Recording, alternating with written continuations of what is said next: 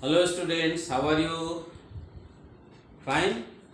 So now let us continue our chapter as we had started star and solar system, and we had discussed in previous video about the planets. Regarding planets, there is a question. The question is the radius of Jupiter is 11 times greater than the radius of the Earth.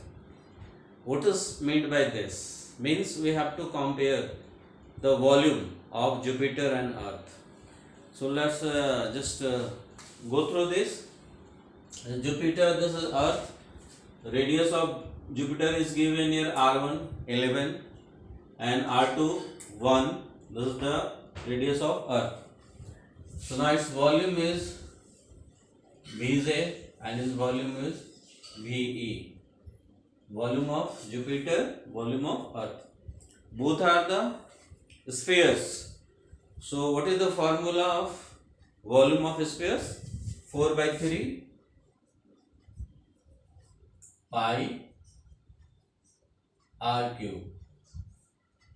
4 by 3 pi r cube. 4 by 3 pi r cube. This is the formula. 4 by 3 pi r1 is the radius of Jupiter, r2 is the radius of Earth. So you can cancel 4 by 3, 4 by 3, pi, then what you will get? r1 power 3, r2 power 3. The value of r1 is given here 11, put its value, and value of r2 is also given, put its value. If you will find the cube value of 11, you will find 1, 3, 3, 1, and one cube of 1 is 1. So what you can say? The ratio of volume of Jupiter and volume of Earth is 1, 3, 3, 1, ratio 1. This way you can say Jupiter, the volume of Jupiter is 1331 times greater than the volume of the Earth. Correct? You can say volume of Jupiter is greater than volume of Earth by 1331 times. Next, come to the satellites. What are the satellites?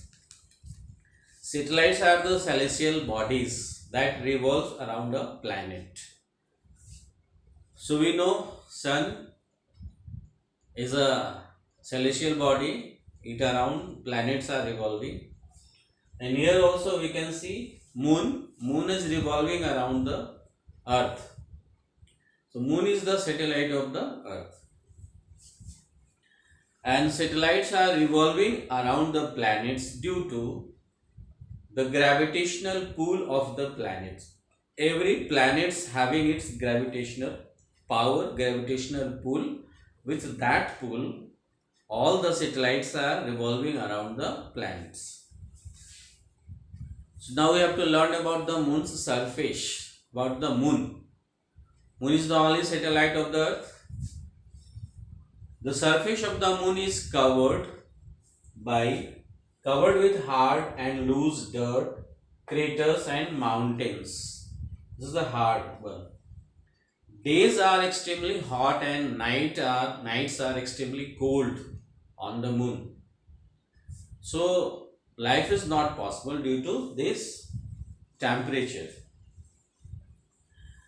In the year 1969, 21st July 1969, very first time, the American astronaut Neil Armstrong landed on the moon.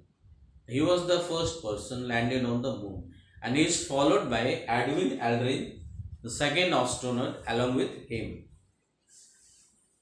It is visible, means the moon is visible from the Earth due to the reflected light of the sun.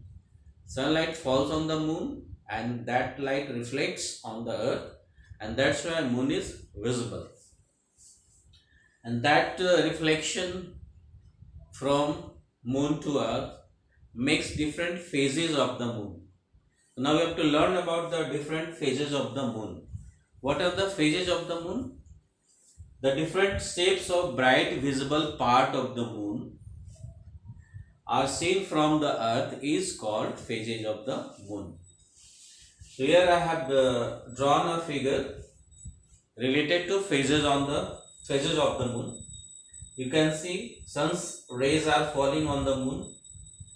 This number 1 is completely dark, means moon is not visible from the earth.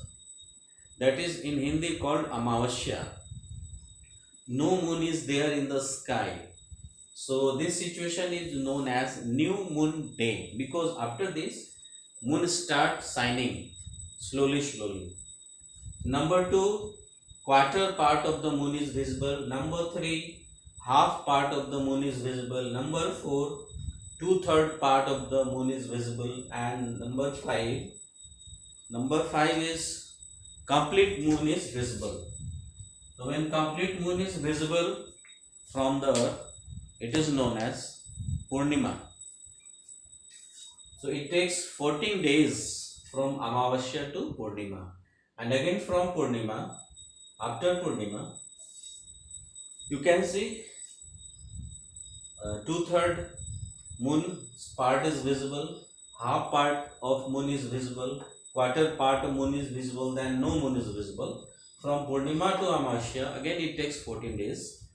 So this takes place, it is taking place once in a month, and this is known as the phases of the moon. We will continue this discussion in our next video. Till then, goodbye, have a nice day, and just go through this and try to understand. Thank you.